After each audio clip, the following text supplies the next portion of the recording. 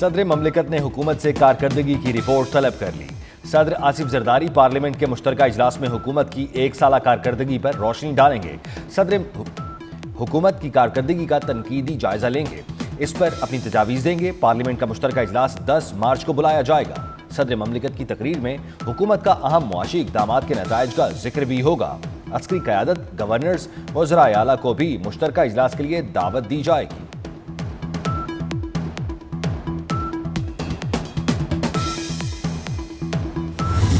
तकरीबन 20 अरब रुपए की खती रकम इस पैकेज के लिए मुख्तस की गई है, जिसके ज़रिए 40 लाख ख़ानदान यानी 2 करोड़ से ज़ायद मुस्तहिक़ अफराद के लिए ये रकूम डिजिटल निज़ाम के ज़रिए तकसीम की जाएंगी।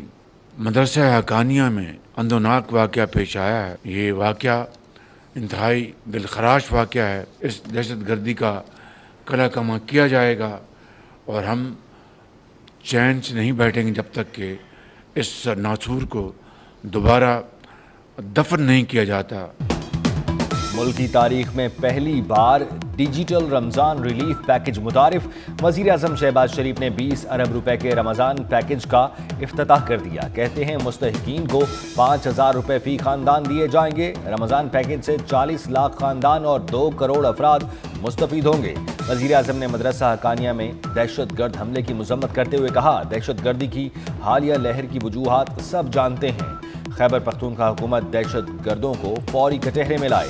मुल्क से दहशत गर्दी का नासूर खत्म करके दम लेंगे।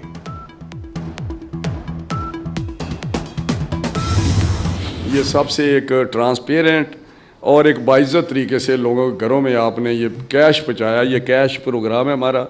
40 लाख मुस्तहिक़ ख़ानदान जो हैं उसके 2 करोड़ लोग बनते हैं।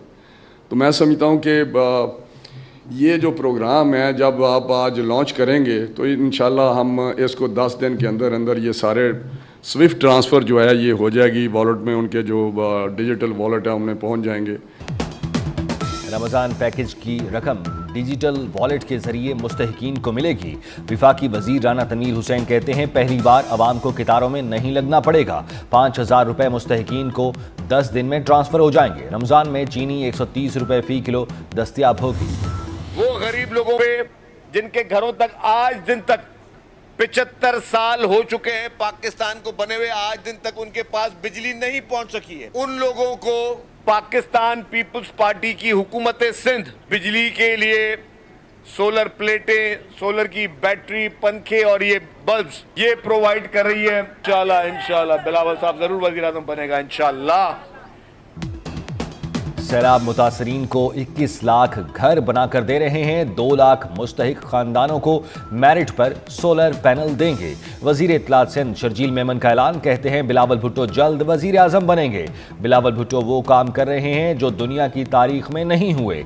हम फॉर्म 47 वाले नहीं 45 वाले हैं। मजीद कहा, कालाबाग डैम पीपल्स पार्टी ने ख़त्म किया। जब तक पीपल्स पार्टी है कैनाल्स नहीं बनेंगी। कराची में मुस्तफ़ा आमिर का अगवा और कत्ल केस की तहकीकात। FIA ने गिरफ्तार मुलजिम अरमगान की मनी लॉन्ड्रिंग में मुलव्वस होने के हवाले से तहकीकात शुरू कर दी। FIA ने अरमगान के तमाम अकाउंट्स, मनकूला और गैर मनकूला प्रॉपर्टीज़ 90 रोज़ के लिए मुंजमद कर दी। महकमा प्रोसिक्यूशन का पुलिस की तफ्तीश पर अदम इत्मीनान का इजहार। तफ्तीशी अफसर से केस की पेशरफ्त रिपोर्ट तलब।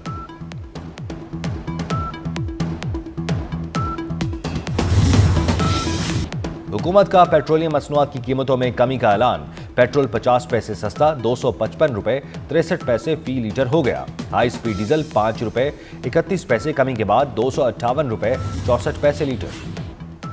कराची के परेडी थाने पर दस्ती बम हमले का वाकया। हमले में अमरीकी साख्ता RGD-5 हैंड ग्रेनेड इस्तेमाल हुआ। मुलजिम ने मरकजी दरवाजे के बाहर से दस्ती बम अंदर फेंका।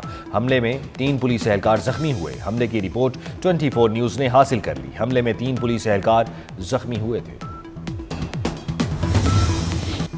लाहौर में यूट्यूबर रजब भट्ट, हैदर शाह और मान डोगर समेत 7 अफराद के खिलाफ दर्ज मुकदमे में पीका एक्ट की दफात शामिल करने का फैसला। FIR के मुताबिक रजब भट्ट और साथियों ने मुद्दई को टिकटॉक पर हरासा करने के अलावा धमकियां भी दी।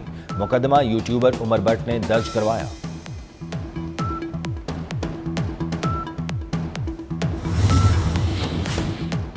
मुल्क में पोलियो केसेस की तादाद में मुसलसल इजाफा। पोलियो का एक और केस सामने आ गया।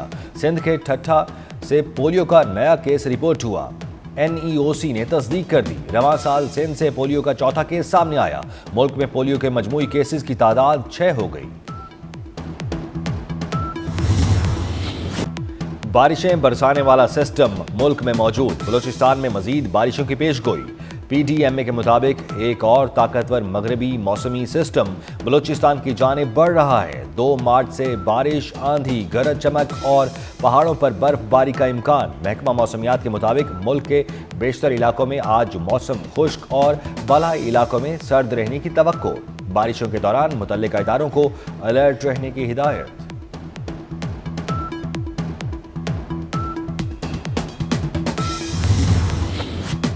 ICC चैंपियंस ट्रॉफी का मेला। इंग्लैंड और जनूबी अफ्रीका मध्य मुकाबिल। इंग्लैंड की 3 विकेटों के नुकसान पर बैटिंग। ग्रुप ए से भारत और न्यूजीलैंड, जबकि ग्रुप बी से ऑस्ट्रेलिया ने फाइनल 4 में जगह बना ली। चौथी टीम का फैसला इंग्लैंड और जनूबी अफ्रीका के मैच से होगा।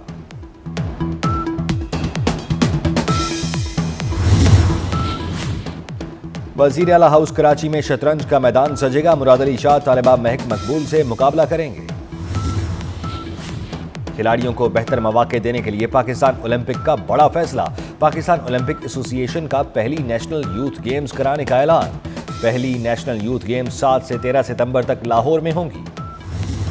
अमरीकी सदर डोनाल्ड ट्रंप ने यूक्रेनी सदर ज़ेलेंस्की को खरी खरी सुना दी। व्हाइट हाउस में अमरीकी सदर और यूक्रेनी सदर में शदीद तल्ख कलामी। यूक्रेनी सदर को डांट डपट करने में नायब अमरीकी सदर भी शामिल रहे। यूक्रेन के सदर ने जुमा को व्हाइट हाउस में अमरीकी सदर डोनाल्ड ट्रंप से मुलाकात की। ट्रंप ने कहा, तुम्हारे अंदाज से अमरीका की तौहीन हो रही है। तुम तीसरी जंग अजीम चाहते हो। यूक्रेनी सदर भी बराबर का जवाब देते रहे। ट्रंप और ज़ेलेंस्की मादनियात पर मुआहिदा किए बगैर चले गए।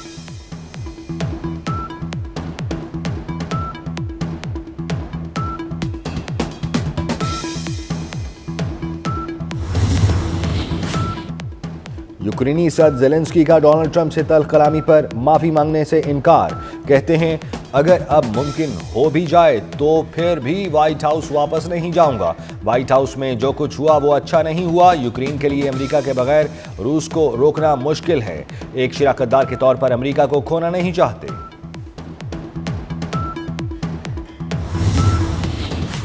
अमरीकी सदर और यूक्रेनी सदर की मुलाकात। सहाफ़ी ने ज़ेलेंस्की से पूछा, आप सूट क्यों नहीं पहनते? क्या आपके पास सूट है? सवाल पर नायब सदर JD वैंस भी हंस पड़े। जवाब में यूक्रेनी सदर ने कहा कि सूट उस वक्त पहनूंगा जब ये जंग खत्म हो जाएगी।